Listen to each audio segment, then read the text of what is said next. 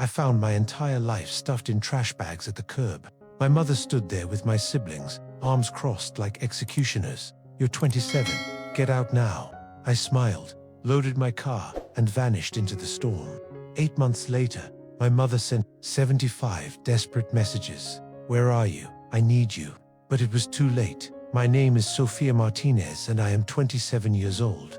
I never imagined returning from my career-defining presentation in Los Angeles would end with discovering my existence erased. Packed into garbage bags like discarded refuse, the black plastic containers lined our driveway like tombstones, each one a monument to my family's brutal betrayal.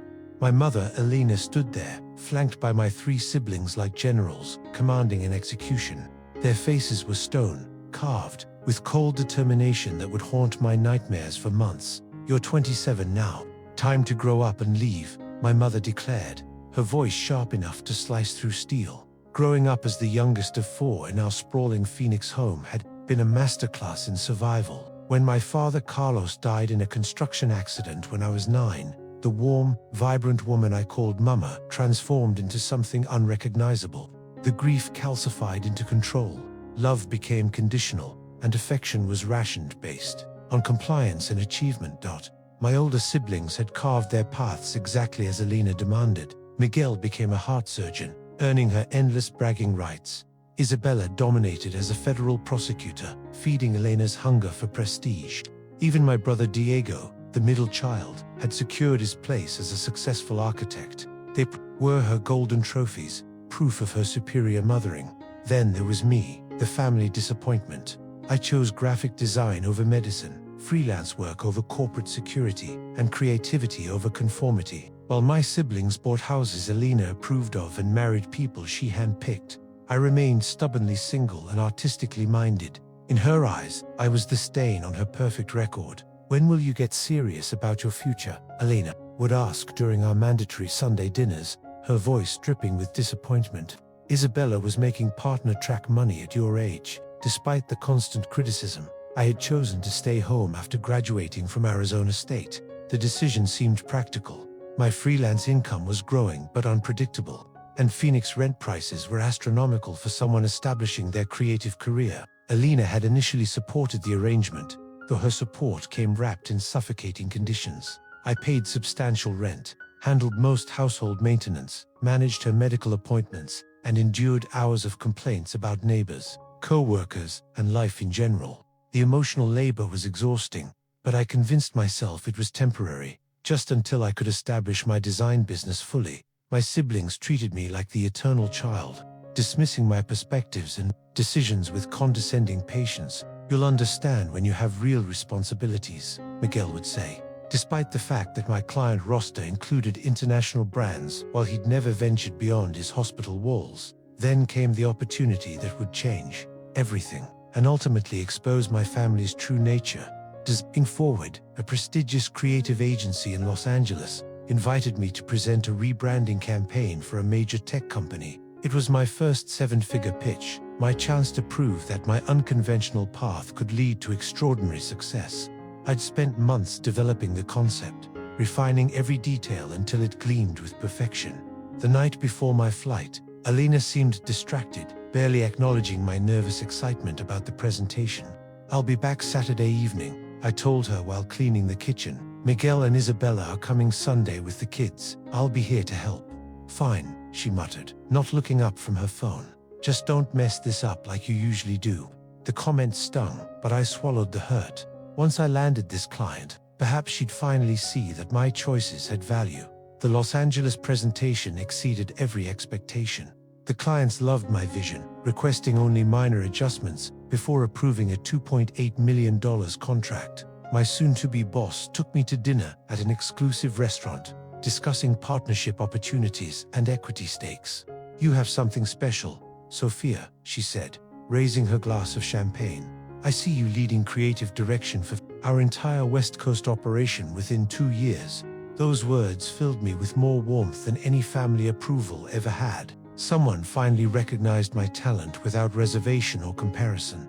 I bought thoughtful gifts during my brief free time: a silk scarf for Elena, craft beer for my brothers, and an elegant pen for Isabella.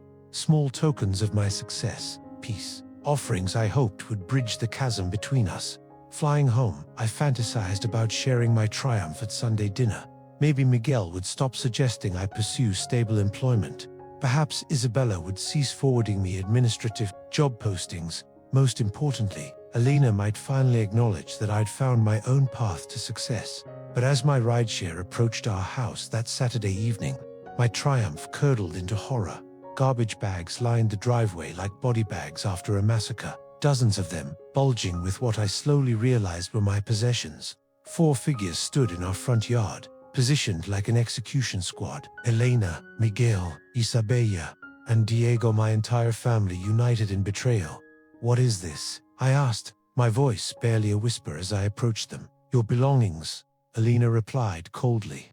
"You're 27. Time to find your own place." The world tilted beneath my feet. "We never discussed this.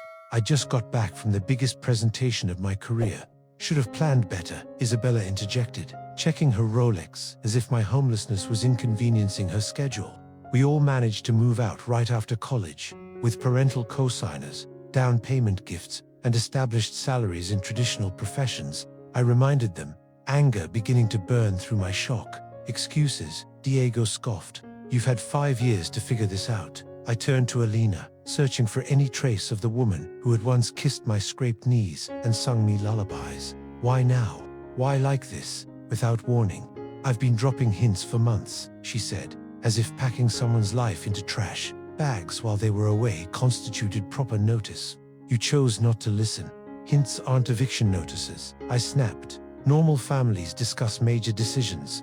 They don't ambush their children with homelessness." "Don't raise your voice to your mother," Miguel warned, stepping closer like the golden child protecting his queen. The absurdity struck me like lightning. I was being lectured about respect while being treated with absolute disrespect. They waited until I was away to pack my life into garbage bags, the ultimate act of cowardice. "What is this really about?" I demanded, pieces clicking into place. "Are you selling the house?" Elena's face flickered with surprise before hardening again. "My financial decisions don't concern you." "They do when they involve making me homeless without notice." The truth emerged like poison from an infected wound. Elena had received a cash offer significantly above market value. The buyers wanted immediate possession. Rather than discussing this with me, she'd decided with my siblings that I was expendable, the inconvenient obstacle to her windfall. "You're selling the house where Dad died," I said, the betrayal cutting deeper than I thought possible. "The house he left to all of us in his will." Uncomfortable glances passed between them. They'd hoped I wouldn't remember or assert my legal rights as a beneficiary.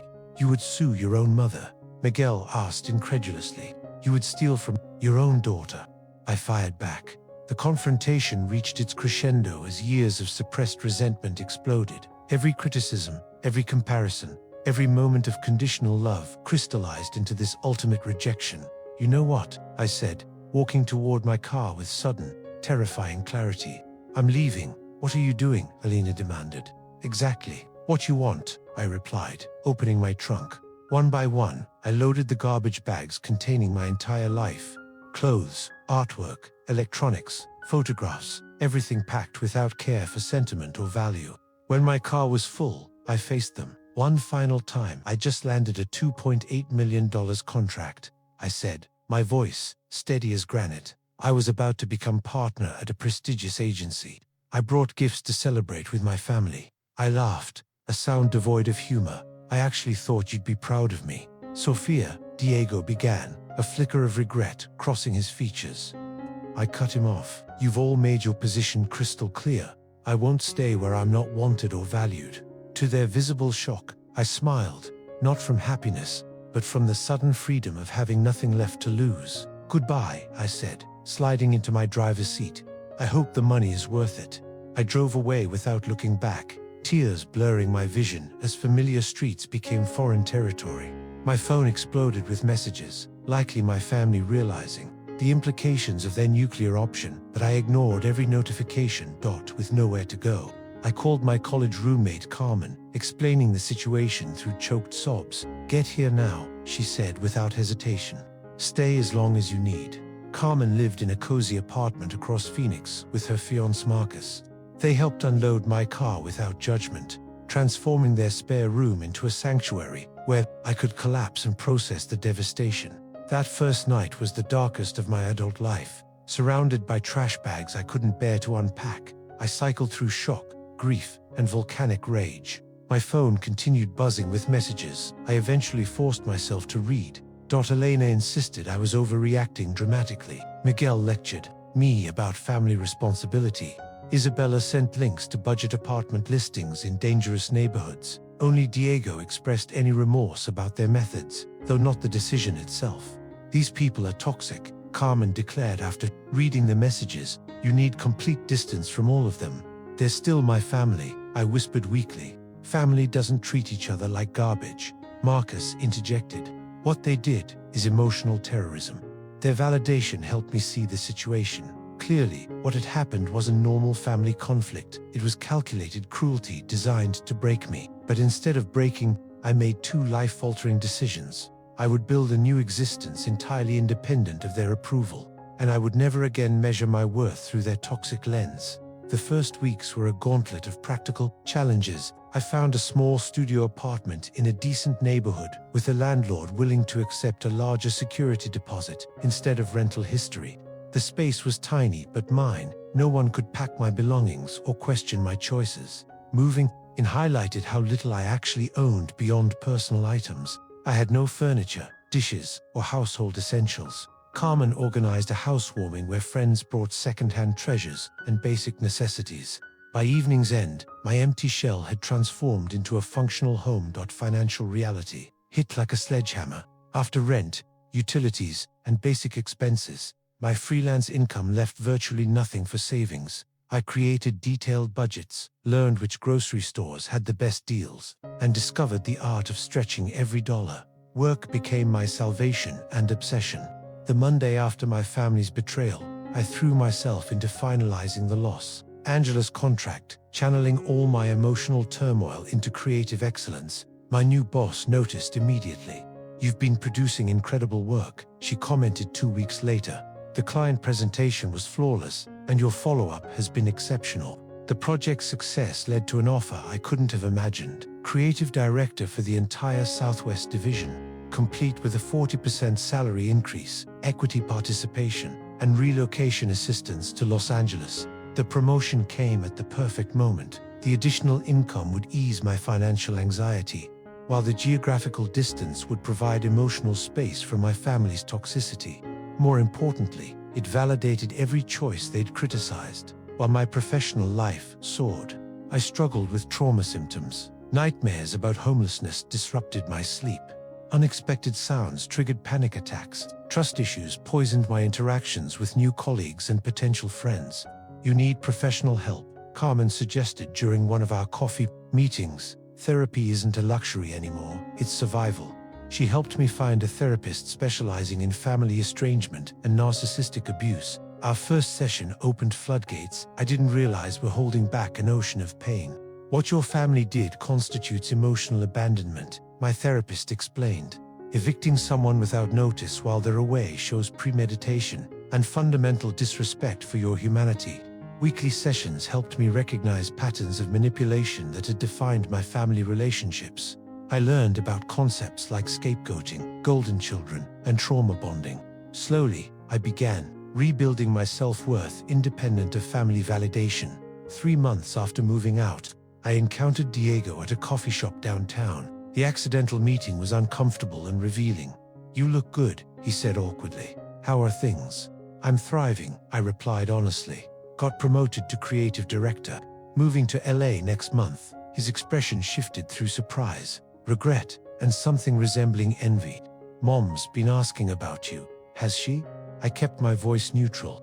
"She wants you to come to Sunday dinner. To work things out. On what terms?" I asked. "Does she acknowledge what she did was wrong? Is she apologizing, or does she expect me to pretend nothing happened?" His silence answered my question. There would be no accountability, no apologies, no real change. "I can't do that, Diego. I'm not the same person who left 4 months ago." As we parted ways, he seemed troubled, perhaps seeing our family dynamic from a new perspective for the first time. The path forward wasn't linear. Some days I felt empowered by my independence. Others I crumbled under the weight of estrangement. But slowly, deliberately, I constructed a life that belonged entirely to me, governed by my values and furnished with my choices. Los Angeles welcomed me like a long-lost lover. The creative energy, diverse population, and endless opportunities felt like coming home to a place I'd never been. My new role challenged and inspired me in ways I'd never experienced. Within 6 months, I'd assembled a brilliant team, launched campaigns that won industry awards, and established myself as a rising star in the design world. My work graced billboards, websites, and magazines, visible proof of the talent my family had dismissed. More importantly, I discovered what healthy relationships looked like. My colleagues valued my contributions without reservation. Friends accepted me without demanding I change or conform. When I started dating Alex, a photographer with his own creative business, the relationship developed naturally, without external pressure or judgment. "Tell me about your family," Alex asked during our 5th date. "That's complicated," I replied, then shared the condensed version of recent events. His response was refreshingly direct. "They sound abusive. I'm sorry you experienced that. No defense of family loyalty. No suggestion I must have deserved such treatment. Just simple validation of my experience." Alex's healthy family relationships eventually showed me what functional dynamics looked like. Sunday dinners at his parents' house featured respectful disagreement, unconditional support, and genuine interest in everyone's lives. The contrast with my own experience was both painful and healing. 8 months after being thrown away, like garbage, my phone exploded with notifications. Messages from Alina flooded my screen. First one, then dozens, eventually reaching 75 desperate texts throughout the day. "Where are you? Why won't you answer? I need to talk to you urgently. This is an emergency. Please call me." The final message, sent at midnight, struck a different tone. "I made terrible mistakes. I need your help." Against my therapist's advice, I read them all. Something catastrophic had clearly happened, something significant enough to shatter Elena's pride and force her to reach out to the daughter she'd discarded. I called Diego the next morning, choosing the sibling who'd shown minimal remorse. "What's happening with Mum?" I asked. His heavy sigh carried through the phone like a death rattle. "She lost everything." The story unfolded like a Greek tragedy. Alina had sold our family home for $800,000, planning to downsize and invest the remainder for retirement. Instead of seeking professional financial advice, she'd entrusted the entire sum to a financial advisor, recommended by someone at church. It was an elaborate Ponzi scheme. The man had disappeared with Elena's money and funds from at least 15 other victims. The FBI was investigating, but recovery seemed unlikely. "That's terrible," I said, genuinely sympathetic despite our history. "But why contact me? Where are Miguel and Isabella?" Another pause, heavy with implications. "They're not speaking to her."